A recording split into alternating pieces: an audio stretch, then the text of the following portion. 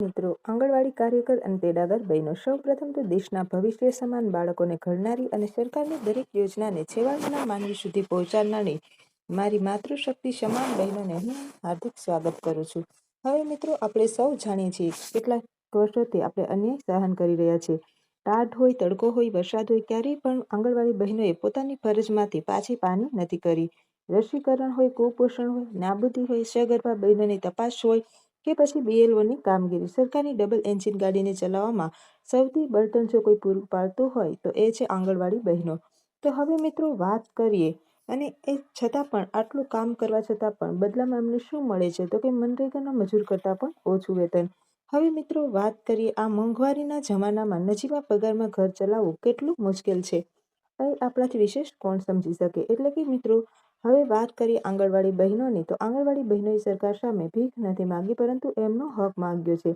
એમની માંગ સ્પષ્ટ છે કે સરકારી કર્મચારીનો દરજ્જો આપો અને માસિક 30,000 રૂપિયા પગાર આપો. હવે મિત્રો વાત કરીએ તો કે સત્ય પરેશાન થઈ શકે છે પણ પરાજિત નહીં, અને આપણી એકતા અને લડતનું પરિણામ એટલે કે આંગણવાડી બહેનોની લડત અને એકતાનું પરિણામ હવે દેખાઈ રહ્યું છે. હવે મિત્રો, એ વાત કરતા આનંદ જણાય છે કે ગુજરાત હાઈકોર્ટની ડિવિઝન બેન્ચે આંગણવાડી બહેનોના પક્ષમાં ઐતિહાસિક ચુકાદો આપ્યો છે. જે અન્યાયી ચુકાદાઓ હતા તેને પલટીને કોર્ટે સરકારને આદેશ આપ્યો છે કાર્યકર બહેનોના પગારમાં વધારો કરી તેમને 24,800 રૂપિયા અને તેડાગર બહેનોના પગારમાં વધારો કરીને 20,300 રૂપિયા કરવામાં આવશે. આટલું જ નહીં, આંગણવાડી બહેનોનો પગાર હવે દિલ્હી સુધી પણ ગુંજ્યો છે. રાજ્યસભામાં સોનિયા ગાંધીજીએ પણ જે આંગણવાડી બહેનોની વેદનાને વાચા આપી છે. તેમણે પણ સરકારને સ્પષ્ટ જણાવ્યું છે કે 2018 પછી કેન્દ્ર સરકારે એક પણ રૂપિયાનો વધારો નથી કર્યો, જે હવે બમણો કરવો પડશે.